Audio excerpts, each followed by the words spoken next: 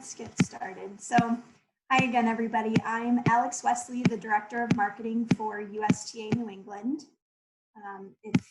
Thank you for joining today. We appreciate you taking the time to do so. We think it's going to be a great webinar. I'd like to thank Christy Bennett, Shauna Fors, and Lance Anderson for helping to organize this webinar and the entire Pro Power series. Make sure to keep yourself muted throughout the webinar so we can hear Colin clearly.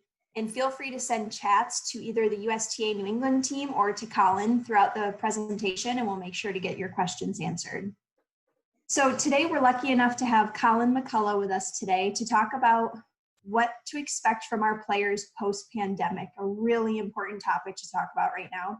He's the fitness director at the Adirondack Club in Franklin, Mass. Before that, he spent 6 years working in the collegiate setting as an athletic trainer.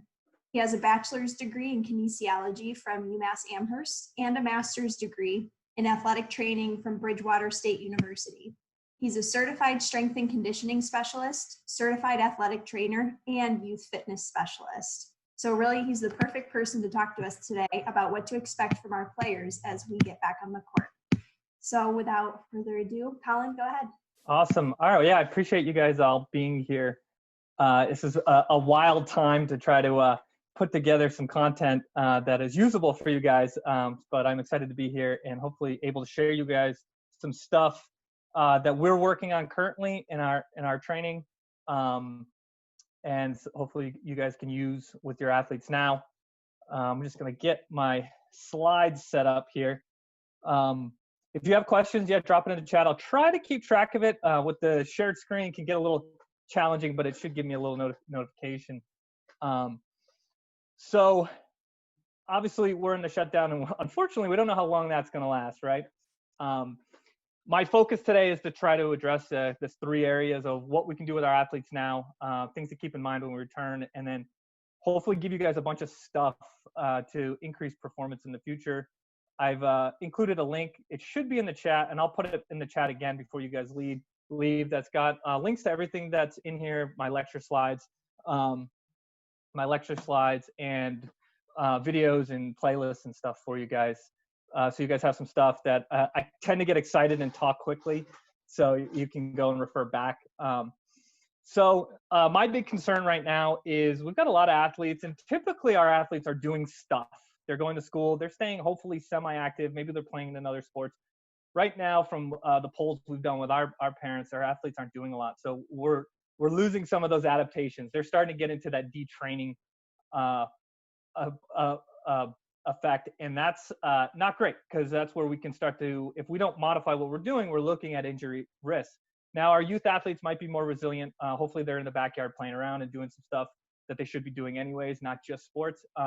I know a lot of you guys train adult athletes as well, so we're looking at our Gen Pop adults. That might be a little bit more of a challenge to get them back moving, especially if they're doing a lot less moving than they have. I know me as a fitness director, my movement has dropped significantly, and I'm because I'm doing a lot of Zooms and doing a lot of virtual stuff. So when we're looking at the detraining, this is some of the research that's been done out there. Vladimir, he does a lot of stuff with Olympic lifting, but this research has been kind of used across all rounds. And we look at, we're beyond, for most of our athletes, that detraining phase. You look at the aerobic endurance, so our cardio, as people would call it. We don't lose it very quickly, but we're definitely beyond there. Maximum strength, that's another one. We've got to, strength is a part of power in moving that ball in our serves and moving powerfully across the court. Aerobic endurance, that's our energy system, our main energy system that we used in tennis. We're kind of beyond that window of any major training effect, strength, endurance. And then for me, most importantly, and where I've spent a lot of my time and my research on and really focused on, is maximum speed. We lose that very quickly. I should go into sorry, I got all excited here. I'm gonna go right into this mode here. So detraining, like I mentioned, aerobic training, not too hard to maintain, and we can get that back pretty quickly. Hopefully our athletes are staying a little bit active. Strength, we don't lose it too fast, but we do need to get the athletes under some load or some tension, and that's with either weightlifting or body weight stuff. We can do a ton of stuff, and you're going to see later some of the things we're doing currently that I think anybody can execute. Anaerobic, what we were talking about, that energy system, and we spent most of our time in this energy system providing energy to your muscles to do the stuff you guys do in tennis. Unfortunately, it's the uncomfortable stuff that our athletes are not going to want to do on our own. And like I said, maximum speed, we lose it the fastest, and everything we do on the court is an expression of power. So if we're losing some of our power, that's our serve velocity, that's us moving around the court. So that's a big one that we spent a lot of time on. Mute that there, sorry. So what can we do? We've got to find ways to try to keep our athletes active, right? There's no perfect solution here, as you'll see some of this, what we're doing, because you got to think about access and then motivation levels, right? That's a big challenge, is getting these kids to want to do these things. We've been doing a bunch of Zoom meetings, and we've been having fun with it. We've had a bunch of kids on. It can be challenging. We definitely suggest, and this is kind of a little, if you're going to jump into, or you've already jumped into the Zoom meeting, it is possible. You can do a lot there. Make sure you guys have waivers. I definitely suggest keeping the training sessions short. We keep ours about 45 minutes, and some of the things we're doing with some of the some teams that we coach are at 30 minutes. If you can, video is really important. So you webcam on a tripod. It's really hard to like set your camera up and move it back and forth and try to like get into the camera. So we use a tripod, and I use an app called Epoch Camera, which turns my cell phone into a webcam that I can set up anywhere, and it streams right to my computer. You can get some pretty good quality, and all the videos you're going to see shortly will be all involved in that.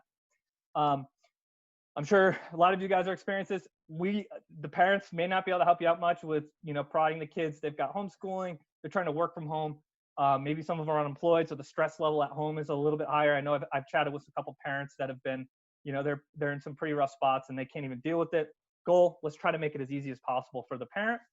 We've given away a ton of free stuff as well to try to keep our athletes moving, so that when we get back into open our doors, we don't have to, we've got the contact with these athletes. They may be getting stuff from schools. Typically those are watered down, from what I've been seeing, some watered down adult programs, which is not bad. They're getting activity, and we need, if they're not doing anything, we can get them some activity, but we're missing out on some of the athletic development stuff that we can spend right now doing that can have huge impacts when they come back to you guys on court. And really, the reality is we may not be able to do anything about it, right? And we got to understand that there's going to be some hurdles that we're going to have to, and maybe we've got to be a little more patient when we do open our doors or open up the courts, get back and opened, and we're taking our kids and getting them moving again. So if I were to pick one thing that I would have my athletes across 99% of the sports do, it would be maximum sprinting over 10 yards. So if I only had 10 minutes, I would just tell you this: 2 to 3 times a week, 2 to 4 reps, sprint fast, short distances. Tennis is played in a pretty short distance, and I got some cool stats that I found on tennis. Because we talked about power and speed is really hard to develop, and you lose it really quickly. So we time 10s every week with our athletes, and that's been a huge influence on everything we've done, and the development of our athletes has been the best thing we've ever done. Our adult training, that's where it gets a little more dicey, because our adults aren't as resilient.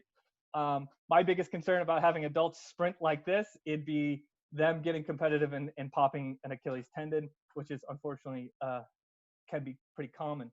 So there's other ways to get power out of them. They're doing some low jumping, and I'll show you some of those drills in a few seconds here. If they have medicine balls, throwing those things, moving quickly, because we do lose that as we get older, and that impacts a lot of what we do. So when we're putting together these at-home programs, we want to keep least effective dose versus overdosing the kids. Like this is where that kind of adult programming can get in the way of what we're doing. These aren't little adults, and we've got to make sure we don't smoke them. Our goal right now, keep them active, build some consistency. If you get your programs are too hard or just too much in them, they're going to drop off. Your compliance is going to start to drop down. Our goal is keep them moving during this time.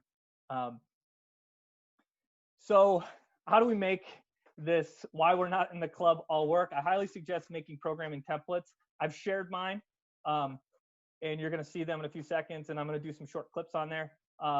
If you can get your athletes just to do a dynamic warm-up 4 to 5 days a week, that's huge, right?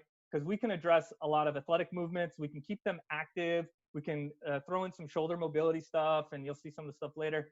And then if done right, it becomes a cardiovascular activity. We're keeping them at that 120 beats per minute or higher range, and we're keeping them moving. We can do some sports skills, although it's more challenging finding little DIYs at home. This goes back to like make it as easy as possible. You know, link the video of them building out a little rebounder that they can do out of a piece of wood, so the parents can go and make that thing. Provide the drawings, provide the plans, as much as you can do in that area. I think this is a great time to focus on the fundamental athletic skills. I've never had an athlete come up, or a coach come up to me and say, my athlete is too athletic, like he's too good of a mover. It's usually the complete opposite, and that's what's holding back some of their performance. So looking at the big three, our shuffles, our crossover, run, and our hip switch, which I'm going to show you in a few minutes here. Obviously, we can throw in the split step into all these moves, because a lot of times you're hitting that split step and then you're reacting and moving, and then various cone drills and bodyweight circuits. When we're setting these up, remember, think 6x6 space and where accessibility. Can every single athlete do this without an excuse, right? And this is pretty easy to do. This is a Google Doc. I've linked it to my YouTube page. You don't need any fancy software. So this is our day one warm-up that we use. We've had to totally modify it. We're used to doing dynamic warm-ups. Now this is all of a warm-up that you can do in place. We like to hit a little nervous system there with some high knee run, something a little quick, go into some mobility, pick an exercise, and then either some core or some stretching. So this warm-up here takes about 10 minutes for our athletes to get through. Here's a quick video of me doing it in my living room. I'm going to turn the playback speed up on this just so we can get through it. So, and I'll turn Coach Keith off. So we got 2 coaches on every call, and I'm going to work into it. So high knee run, we're doing in place. And you see that little blue dot that's on the floor? This is basically setting up your studio. My wife decided to jump in on this one, so that we can quickly set up and do some stuff and know that we're sitting in the camera well. I'm working on some hip mobility stuff. It's burning my legs, as you can see. We're just holding that squat position, and then we're going into a single leg deadlift. And we tape everything. So this is our next pairing. We're doing some side-to-side jumps. Super simple, just basic athletic movement. I think I popped down into a plank. I'll tell you what, my shoulders are the best they've ever felt, because I'm doing this a couple times a week where I'm demoing all these exercises. Now, our model right now, we demo the exercise, and then they go and do it, and then we coach it, and one coach stays on doing it. And this has been a fun little game that we've been trying to figure out how to optimize this and get our athletes doing it more. And you'll see some at-home stuff. And then I think I popped down into some upper back rotation stuff. So this is basic warm-up. You guys have links to all this, so you can see what we're doing. So working on some upper back stuff that a lot of our tennis players do need help work on their upper back rotation. Let's scroll to this next one. So then, so with our templates, we go into our plyo prep. We're working on some jumping, some basic athletic movement. A dynamic prep is basically we're prepping to get ready for our skills. You could add in your tennis skills in any one of these. I definitely suggest creating a template to make this easy, because you got to figure out what you did wrong. If you're doing some Zoom meetings, like this did not work, and we've got to mark it off rather than just making the workout up. Linear skills, so we're teaching sprinting. You're going to see in a second, I'm going to run into my refrigerator a few times. But it's really working on that first step. And then jumping, we can do a lot of jumping. You'll notice that our volume isn't super high. We're doing 3 sets of 3, 3 sets of 5. We're keeping everything pretty low because we want these to move quickly. So here's me working on some snap downs, big reach, waiting for Keith to coach me and get release. We're going big reach, snap down, up, super simple. We have all the kids doing it. We try to keep their cameras on. That's definitely been helpful so that we can coach the kids, as they're there to coach. And I'll speed this up a little bit just so we can see the next move. Great drill for your adults to do. We're working full body power now. This one, maybe not so much for adults, but if they go short jumps, that's fine. We're just getting them moving and getting them ready to do some more advanced stuff in the house. And then this is where this is some stuff you can do. We're working on some sprints. All right, that first step is really important to our athletes, right? I'm taking a little short one because I don't have a lot of space, but I'm just sprinting out, backpedaling. Super simple stuff for the kids to do in their homes and our adults to do. If I had more space, I would definitely work a lot of 45-degree angles off of that breakdown. So that's my one linear skill. And then I think some push-up starts is my next move. So push-up starts. So this is all done in my kitchen. It's not very big. We're just getting up and getting the kids moving. And it's fun watching the kids through the screen. And then we get into a more formal jump section. So some repeat jumps. So the jumping's great. You can overprogram these jumps, right? This is a high velocity, intensity move. So we want to keep the reps low, but we want it to maximize it. We want them to jump as hard and as high as possible so that we can mimic some of the stuff that they see on sport. Now we're working on some single leg jumps. Then we get into some strength training. We found that the reps get a little dicey with the kids because the kids, they move all at different times. So our B block, we do some time circuits. And notice on that middle lane is we've got our bilateral knee dominant upper body push.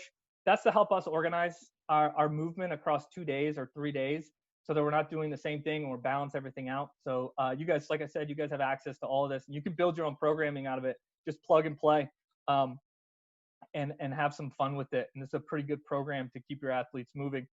And more of me working out here. These have been actually some pretty relatively challenging workouts. Ooh, looks like we're having a little trouble getting this one. Let's see if I stop it. There we go. So we're doing some tempo squats here. I'll speed it up too, just because Coach Keith is talking a bunch. Some tempo squats. Anytime you guys can get slow down the motion, it's really hard with the youth, but you can slow it down. That's that time under tension I was talking about before. So I'm going actually down on a 3-second count, and then I'm exploding up. Push-ups. Kids can never do enough push-ups.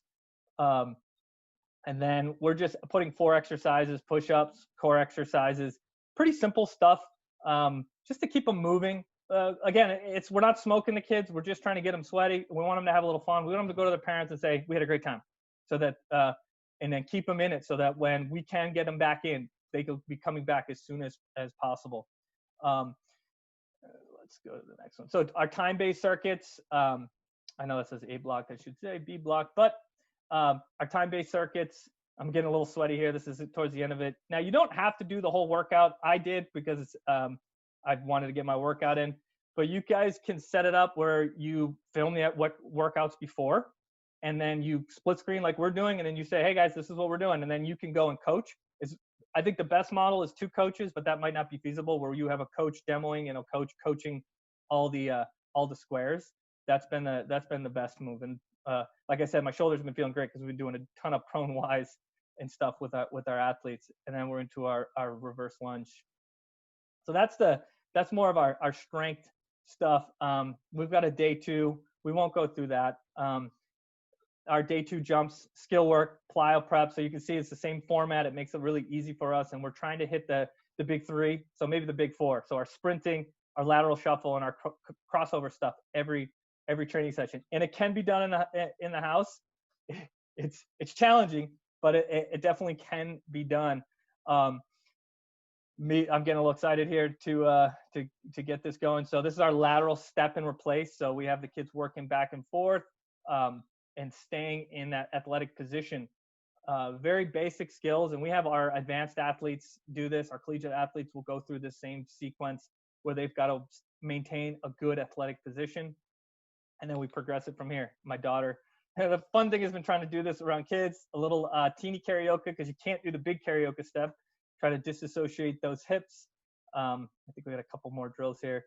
And doing it around dogs. I do suggest if you guys are going to run some Zoom meetings, tell the kids, get the pets out of the room, move everything. because the pets will go. Now we're just working on a shuffle, 2 shuffles to a turn and go, crossover runs, as I'm trying not to run into my refrigerator. So some simple stuff that you can do, and our program doesn't change a whole lot, so you don't need to like get too crazy with your programming and changing up. We're just trying to get some basic movement in here. I record all these, and then the kids have access to them if they miss the sessions.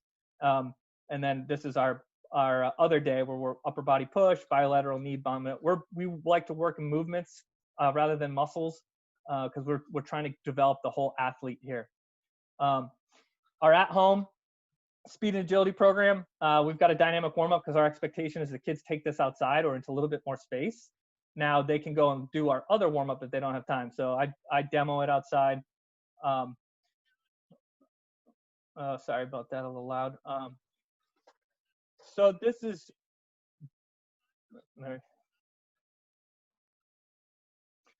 I'll speed it up for you guys.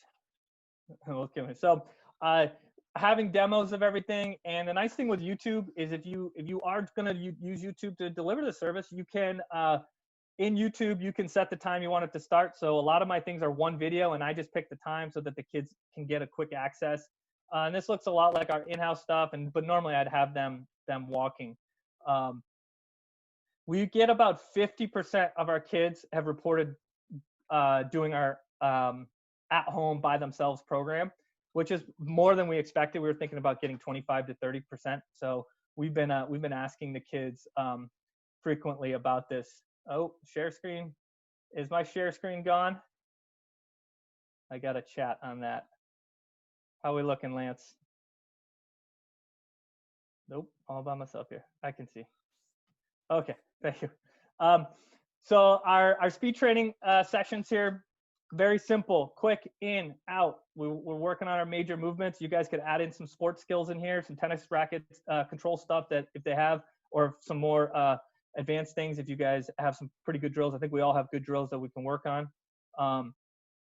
We'll do a quick, this is speed technique. We like to always kind of coach the technique, and then we move into a drill.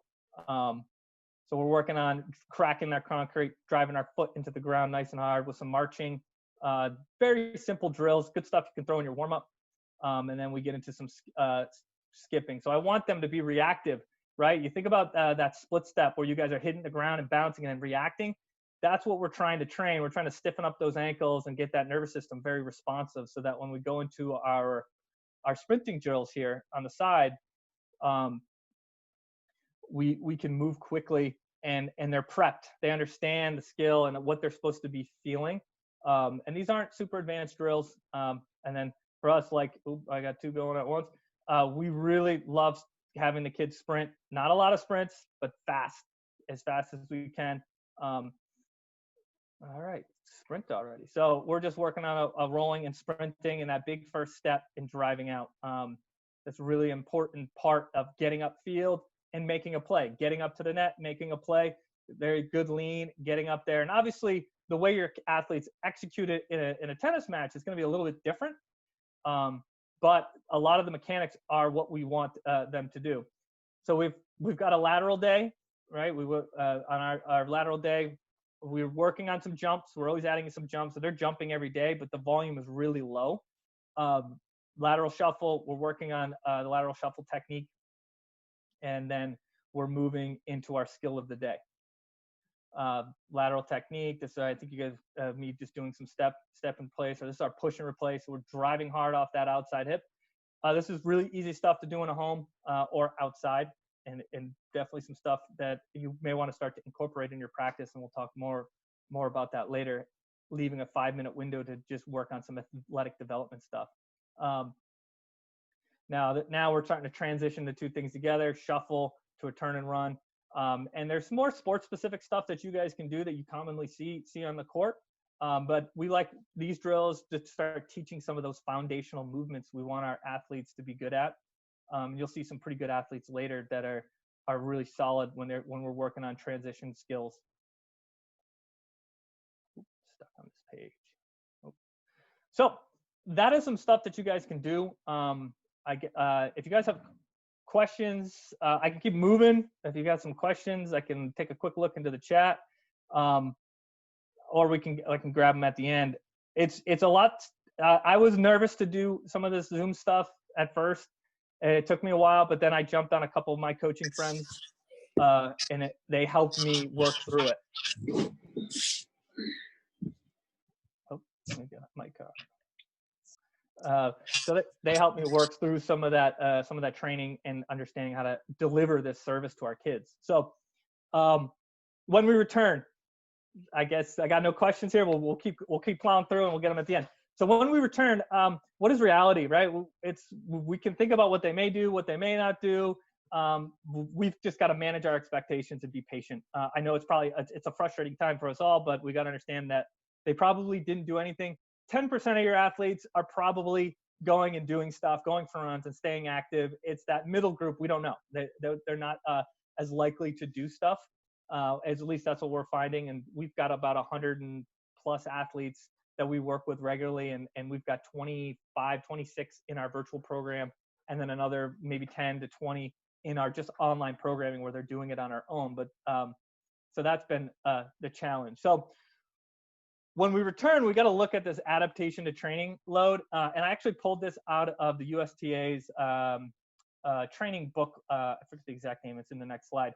I pulled it right out of there. I thought it's a great slide to show, like, this is what happens when we load our athletes with any type of training. There's, and maybe this is a little more simplistic model, but this is a pretty good idea of, like, we apply a load that could be training practice, and then we got to recover from that load. And then our goal is to super compensate or peak and then create a new baseline.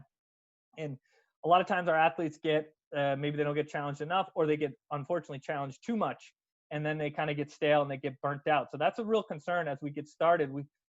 There's a lot of stress, and recovery involves a lot of different processes. And you got a lot of stress at home, especially with school, with their social connections. Obviously, social distancing is going to create some extra stresses. Maybe the parents aren't doing so well financially and stuff like that.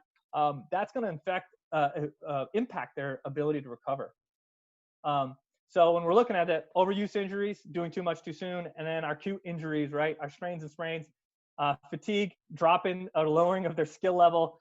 Maybe they don't realize that they've lost a little bit on their technical skill. And then you incorporate high forces, change of direction, agility. They've got to work against things. It's kind of a recipe for disaster when you're looking at some of these forces that they're going to be experiencing. So what can we do? Think about volume and intensity. We can increase one, but you don't really want to increase both. Right? That's where we start to run into some challenges. In the Recovery and Tennis booklet, it's a great booklet. If you haven't read it, I highly suggest it. I went through it the other day, and I really liked what there was in there. Talking about that overtraining, and 25% of Olympians report overtraining, which is pretty wild. So considering some of them have the most resources. So that kind of gives you that. Programming is not easy, and understanding that. And there's a lot of interesting things you can do with heart rate monitor. We use our 10-yard dash to get like daily check-ins with our athletes. If their 10-yard dash time drops significantly, we remove their conditioning and we modify their lift. Now, that may not be practical on field or on court, sorry, but it's definitely some things you can think about if you're working with a higher level athlete. Those are some things you should be checking in. And you can get a lot of that data from having them report some of how tired they were, how well they slept, and stuff like that. So we don't want to increase our volume too much, 10 to 20% a week. This is across everything I can find, from conditioning, running, from a lot of performance stuff, is all 10 to 20%. This can be really hard with our low fitness level athletes, especially our younger athletes, because you've got to try to push them, but not push them too far, but they can't really tolerate a whole lot of load. I know fitness testing is what I've been asking about, and I probably would hold off on the fitness testing. I think there's enough stress out there right now. These are some of the tests that we use, because we like to figure out, that middle distance conditioning, maybe that longer distance cardio, and then the shorter stuff.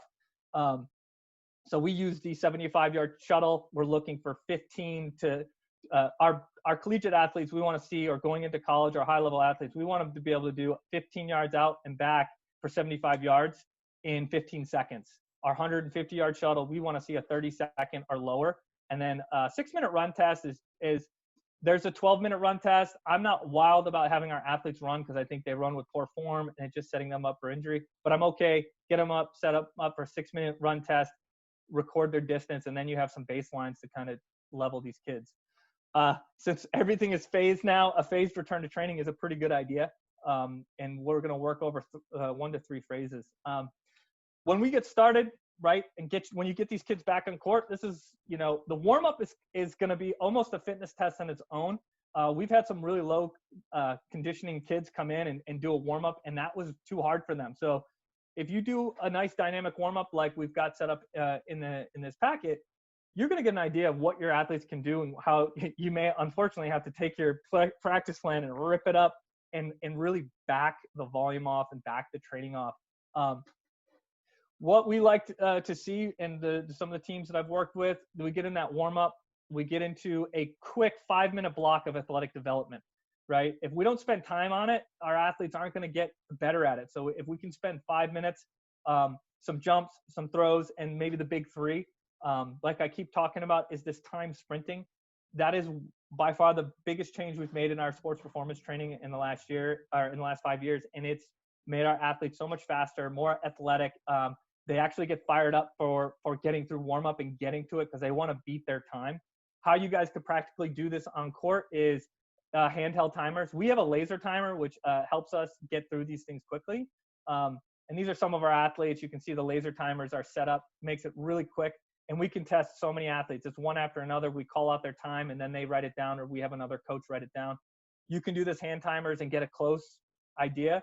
It's just trying to get them fired up to sprint. So Sydney, our girl on the left, she came in relatively slow last year, ton of injuries. Now she's a cross-country athlete, and now she's one of our fastest. If you told me she would be our second fastest athlete on top of some of our Division I girls, I would say that will never happen. And she just slowly chipped away and got a little bit faster. That's a 10-yard. That's all you guys probably need. This is a 10-yard fly-in, so he's running in 10 yards, and then we time the second 10 yards. That's a lot harder to do by hand, but it becomes almost a 20-yard sprint, and that's something that is, like I said, we go phases. We do a static 10 for 3 weeks, and then we do a 5-yard run-in for 3 weeks, and then we go into our 10-yard run-in with a 10-yard sprint, and we do that for 6 weeks. So if your athlete was in one of our programs, this is feasible. We did this with my wife's lacrosse team. We had like 30 girls on the team, and we would 2-3 times a week, depending on their game schedule, we would get the timers out. 2 coaches timing, 1 recording, and I would be there, or they'd have an injured kid record the time. So definitely a big thing that I think you guys can spend on getting these kids physically prepared. Get them moving. Conditioning might not be a big focus right now because your training, just practicing, is probably going to be conditioning enough. And I like to think about maybe 1 to 2 week phases. Get practice, athletic movements, the big 3, which I should have done the big 4. And then moving into maybe some lower intensity or intervals if you guys want to start conditioning. It's going to be, you're going to have to test and see what happens. We always undershoot because if you overshoot, you can run into some issues with injuries. So our big 3 that I would keep talking about is our shuffle technique. All these are on our Adirondack Club page. So step, replace, and you don't have to spend a ton of time on that, but get them in the right positions, coach them up. And you can do this stuff every day, and they get better at it. Now, a drive replace. You got to teaching our athletes how to push off hard off that outside hip, really important. And then we can go into some shuffle drills. So you could run those 3 drills and then move into your technical skill work, and that would be awesome. We'd be super pumped to have our coaches work on that. The other one, our crossover run. That's a big one. You got tennis, a lot of diagonal crossover run stuff. I'm just showing some linear stuff, but you can absolutely have your kids diagonally run. We find that our kids have trouble disassociating their upper body and their eyes with their legs. They want to turn and sprint, and that's not functional. You got to keep your eyes on the ball. You got to keep your eyes on your opponent. So we work a directional step. That first little step clears the hips, and I'm walking through it, but eventually your kids will get really good at it, and you'll see a good demo of this shortly. It's just me, so my demos aren't as great. But we got to think about pushing, driving. You can add 2 crossovers, 3 crossovers, and then we get into so there's a diagonal, which is really important in tennis, is having that clean footwork to get back. Then our other one is our hip switch. We find that, oh, there. I screwed up on that one and I posted it anyway. So our hip switch drills, teaching our athletes to disassociate their upper and lower bodies, right? That's a huge skill that our athletes, we've got, I have collegiate level athletes that have come back to work with me and they couldn't figure this out and they've never been taught it. So we've got a good opportunity to spend 3 to 5 minutes, pick a skill each day, work on it, part of an extended warm up, get them thinking athletic, being good athletes. This is a great one into shuffles, into crossover runs. I think I just show shuffles here, but a crossover run is an excellent skill you can drive into this that is going to be very mimic what you guys are doing for tennis without a racket, teaching them to work on that lower body mechanics and pushing off that outside hip. And now this is our transition. So we want to take those skills and you can put them all together. So you could have a drill, you could work on a few drills, pick it, lateral, shuffle, and then pick a drill that combines a couple different ones as you layer these in practice to practice. So these are some of our best athletes here. You have a U15 USA lacrosse team member, the girl in the blue shirt. She's another good athlete. I'm going to play that again. Watch their footwork. Their angles, crossover, and it's a really good demo of how we need to move in space. And just spending 3 to 5 minutes a day in our practice, we actually reduced the amount of skill work to see if we could get some more lifting in and a few other things. And these girls crushed it. And you can see, look, I didn't mean to stop that, but our athletes really struggled figuring out angles, right? The angles help us drive out of these different positions. And our athletes, they get over their knees. They do some really wild stuff. And a lot of times because they're thinking about the ball or what their opponents do, because we want to remove that at first. And then we can layer in some of the reaction stuff later, or as we call it, agility. Sorry. So phase 1, athletic movements. And these are things you should keep in through all phases: jumps, hops, single leg to the same leg, bounds, one leg to the other leg, forward, backward, side to side. Let's work at athletic development. Tempo runs would be my longer conditioning stuff that would mimic more of the steady state running. And I'll show you a demo of that in a second. And then the low volume shuttles, which is you're setting a length. Think longer courses here, maybe 50 yards, 15 to 50 yards, and they're running over a distance. The longer course, a little bit easier because you're doing less turns. It's less muscular demanding, less metabolic demanding. When you go into a change of direction, a lot, your heart has to work, your muscles have to work pretty hard. So this is an example of tempo road. I prefer this over having our athletes run like steady state running. We'll start the athletes off with 6 of these, and we add 2 a week for the 12 straight. We'll go up to like 16 to 18 of these, where they run out. It should look like a sprint. They got a big push, and then they walk on back. And I'll replay it. Big push. It should look like our sprinting mechanics. And then they walk on back. Sometimes we have them go down and back and then walk down and back. And we'll have them build up to a pretty decent volume in there. And it'll get their heart rates up, but they won't feel super smoked. It's a good way to get some of that cardio in without beating them up too much. And keeping them in the acceleration mechanics, that sprinting mechanic, really important. We don't want them jogging on court. We want them leaning, accelerating, attacking versus getting in like an upright, tall posture in reaching. Shuttle runs. I think this is a 30-yard course, maybe a 50-yard course. I don't think they have Boyle's gym has that. So this is a shuttle run. You run out, hit the line, run on back. We use these really low volume. Our phase 1, our first 3 weeks, you do tempo runs. One day you do shuttle runs for 75 yards over a 25-yard course. And then we may throw 150 in there if our athletes are, if we have a more advanced group. Phase 2, maybe this is week 2, maybe this is week 3. We can start to increase what we're doing, volume and intensity. Remember, we don't want to try to do both at the same time. More changes of direction. We can add in more agility stuff. So the agility involves reaction. Change of direction is we're telling them what to do. Agility is what we're looking for, is they got to make decisions. With the shuttles, we can increase the yardage, or we can shorten the course. A 25-yard course for a 150-yard shuttle is really hard. And we have our kids actually do 15-yard courses for 150 yards, and that smokes them. A lot of breakdown, reaccelerate. If your athletes aren't as conditioned, we want to give them a longer course and slowly start taking away that length so they have to do more turns. And the yardage doesn't have to be perfect. We do 150 just because it's easy, but sometimes we'll shorten it based on what else is going on in the space.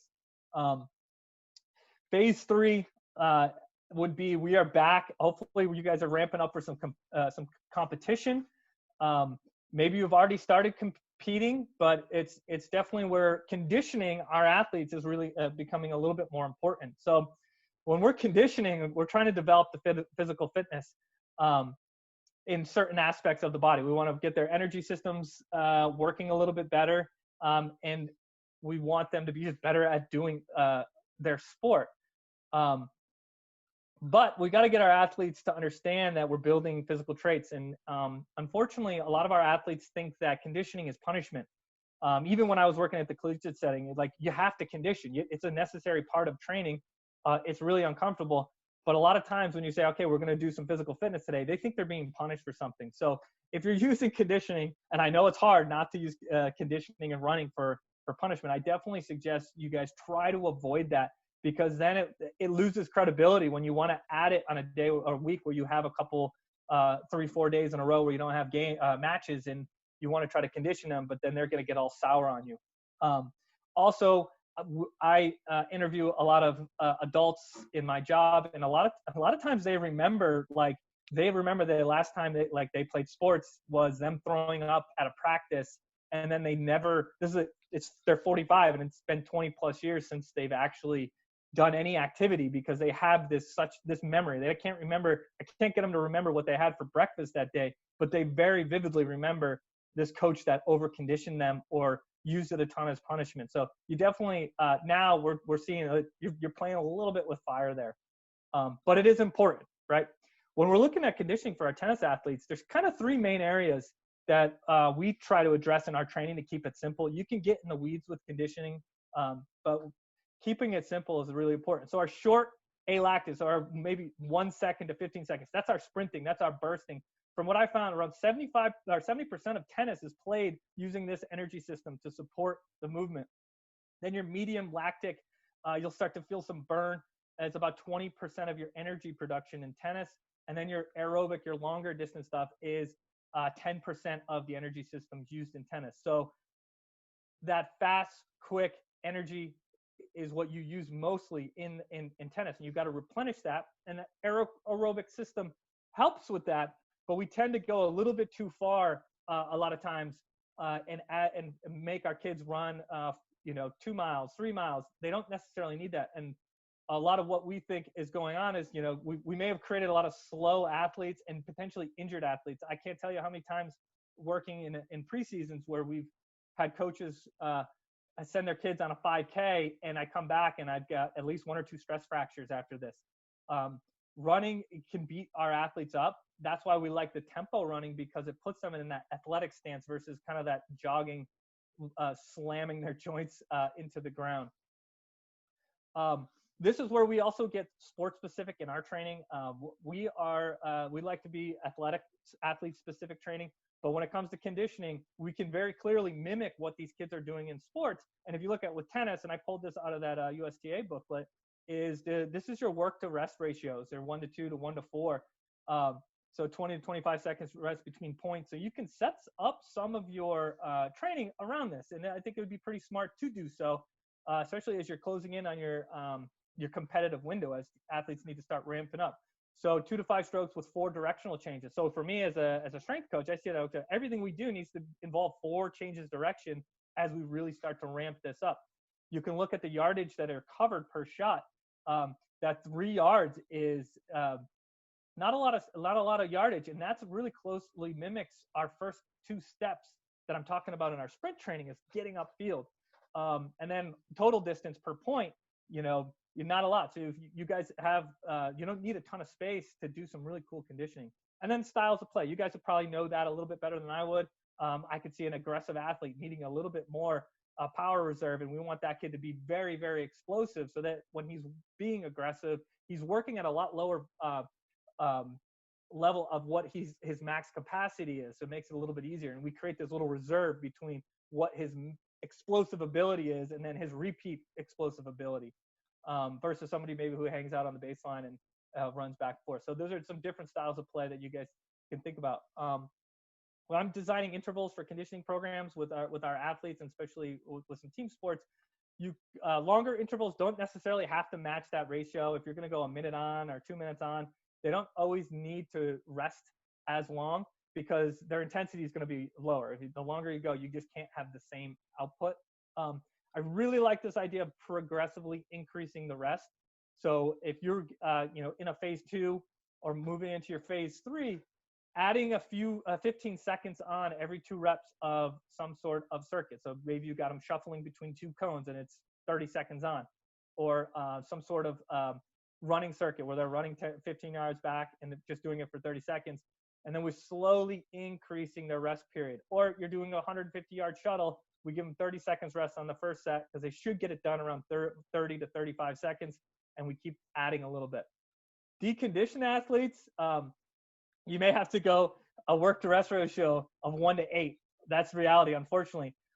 It's not great if your athletes are throwing up. Now, some kids just ate right before training, but if your kid's made it through most of the training session and then he starts throwing up, that's not great. We really try to avoid getting kids sick through training. It means we might have overshot, especially with some more low fitness kids. And remember, we don't want to ruin physical activity for the rest of their lives or for 20 years until they finally realize they need to get back into it. So I'm going to show you guys some drills here, and we're going to rip right through them, and then we'll leave some questions. So we love the 5-10-5. We love a 5-10-15. That's just a yardage out 5, back 10. So this is our soccer team.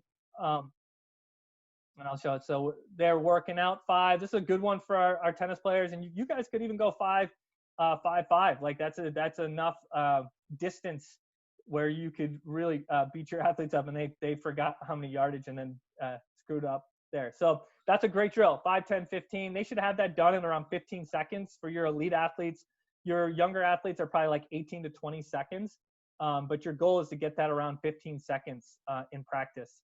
And then you give them 15 seconds rest or 30 seconds rest, or a little bit longer depending on where we're at in phases and how conditioned your athletes are. Or maybe you start 2 of these at 15 seconds rest and then you add 30 seconds rest, because we want maximal power output. How can they go as fast as possible? Because that's what we see on the field and on the court.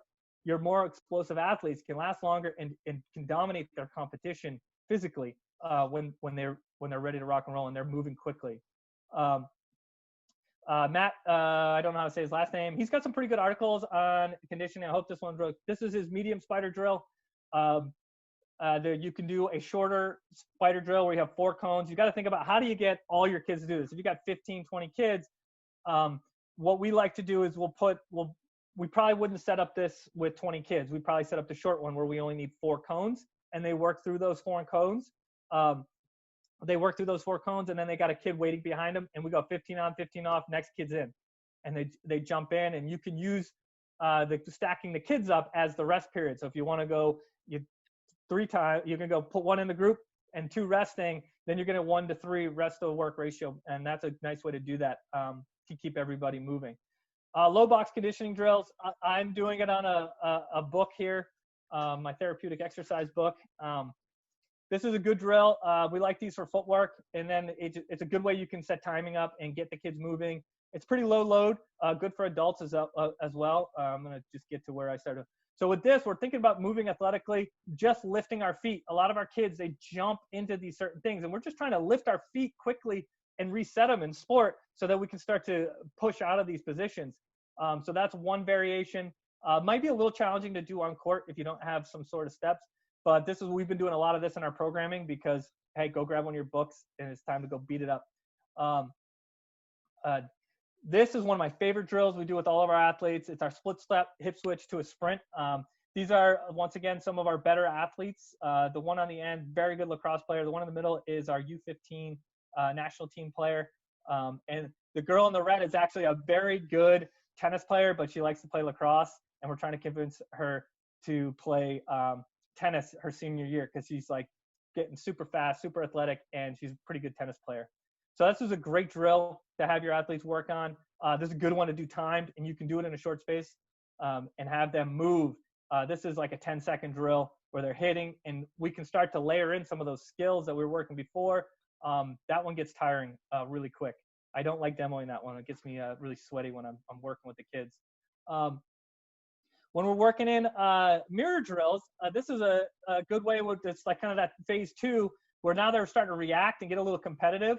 Obviously, you got to keep these socially distanced, so these kids are probably too close. But we're working shuffles and crossovers. You can add in all sorts of different themes, and you do it by time. Now you got everybody moving at a conditioning pace. Maybe you pair up like abilities, but these are good drills. I like to have them actually work opposites. So if one kid's going right, you've got to do the opposite direction, which that just makes them think a little bit more and gets them more in that agility mindset versus maybe a change of direction, and makes them have to use their brains. Rock, paper, scissors. I'm sure if you guys, this is one of our favorite drills for sprinting. It's a quick game. If you're ever like, okay, low energy, these kids are grouchy. Obviously, socially distance them, and I'll replay that. Well, can't play tag games anymore, unfortunately. So they're just rock, paper, scissors, and then they sprint. If you want to get your athletes moving athletically and moving as fast as possible, our kids who they'll come in and they won't say anything. They'll be very boring and blah, and then we get them here, and then it all opens up. They're giggling. So it's a nice drill for getting them moving. We like chaos ladders is another thing we can set up. Maybe a little challenging now that I think about it with some of the social distancing requirements that we're probably going to have when we return, because we can't have the kids moving near each other. But this allows them to work through ladders and then make a decision. Can I get there? Do I have to back off?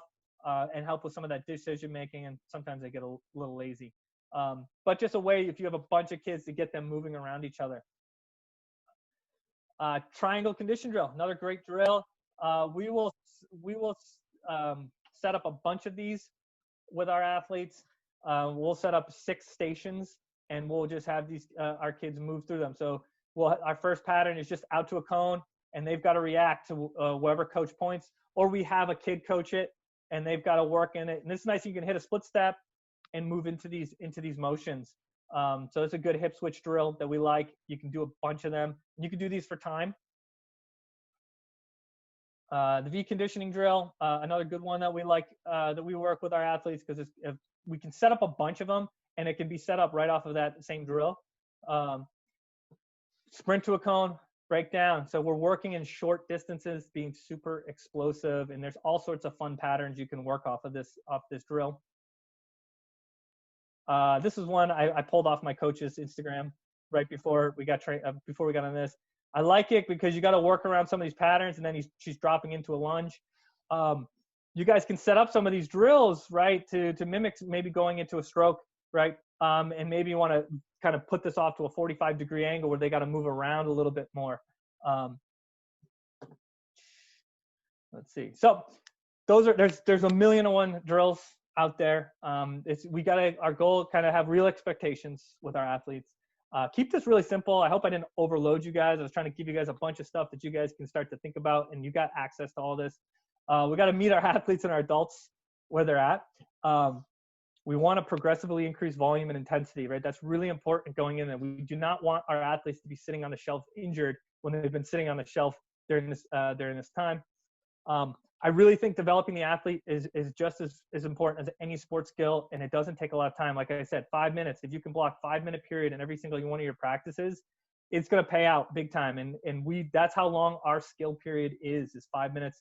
And then lastly, if you can get your athletes to sprint fast, time it, rank it, record it, you will see some wild stuff. It's amazing what we see in 4 to 6 weeks of timing kids. Some of our slower kids will drop significant times that we weren't able to register before, but they get so competitive. So that is kind of some thoughts that I have. The heat, and we'll get into questions. It's a great question. How do you factor in the heat and humidity with this?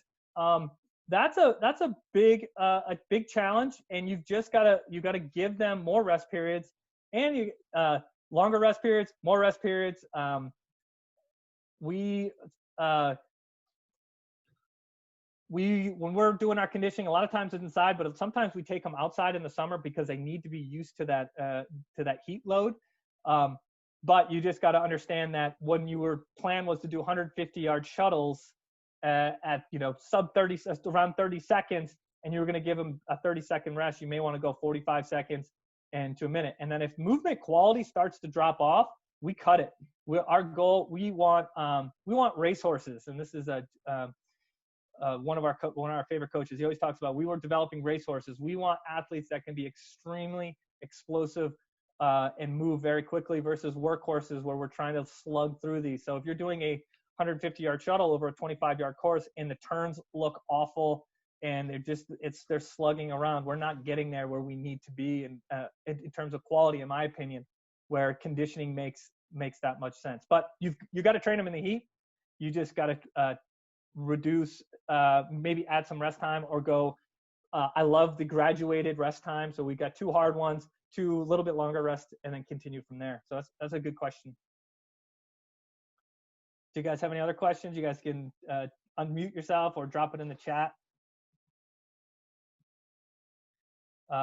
Getting the kids outside, I guess another thought I have is getting the kids outside is going to help with that. Unfortunately, it's been a little cooler, so that's been a challenge. And May and August are the 2 challenging times because May can be 85 degrees one day and 40 degrees on the other.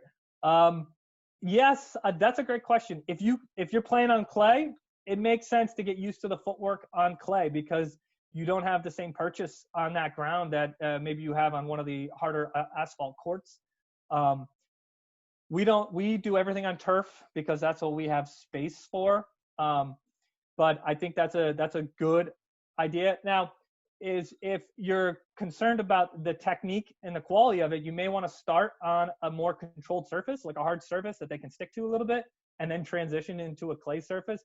But you may not have that ability to go from one to the other. That's just some stuff that if you're trying to like control the environment a little bit more and really get them focusing on the technique of what they're doing, and rather than having to kind of react to the surface.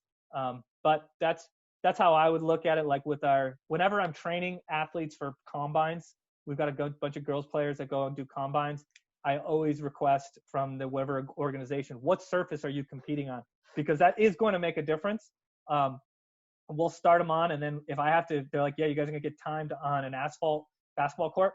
We go and find an asphalt basketball court because I want them to maximize their ability. We had a girl, and I told her to bring her cleats, and she slipped on one of her tests because she didn't wear cleats, and she was going to be running on turf. She thought she would be fine, and it was at Maryland. And I'm like, you've got to understand what you're competing on. So yes, I would try to, in the beginning, a harder surface that they can stick to, and then transition into more of the live surface that's going to be a little more challenging.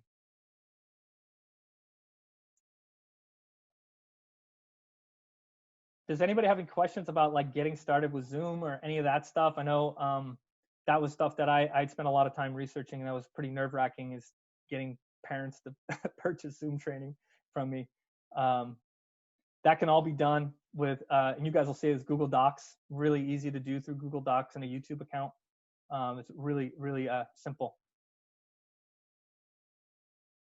All right, I don't think we have any more questions. I know I talked probably pretty quickly. If you guys have any questions, don't hesitate to reach out to me. That's my email address. You can follow us on Instagram, Facebook, our YouTube. I've been very active on the social media for the club, and I'm a little nervous that when we open back up, if I'm going to be able to keep up with it. But I'm posting twice a week on our Instagram page for sports performance specifically, and then all of that goes into our YouTube page. So there's whole playlists. The content that's on there is for athletes. It's for you guys. It's for I think you guys are coaches. You guys can all take what I'm saying in there and apply it to your athletes very, very, very easily. And then if you run into sticking points, don't hesitate to reach out to me. I'm always looking for content to film. So if you're like, hey, I need something that helps with this, like, it's a lot easier to know what to film and then for me to sit back and make it up. So if you guys have questions, we're here, and I'm here to help support you guys in any ways. And gotta get back on those courts as soon as possible. And this is great stuff for your adults too. So don't think it's just for athletes. You just got to modify the volume and intensity. You got to bring it back for the adults. Start slow. If you can get them strength training, that'll pay dividends in terms of their performance on court. Cool. Thank Thanks. you so much, Colin. That was a really great presentation, and all of the resources that you're making available to us. We're so appreciative of that. We'll make sure to put a link and attachments and anything else we need to in the follow-up email. And we'll include your contact information as well. That way people can get hold of you. Great. Yeah, absolutely. If you guys need anything, don't hesitate. I'm here.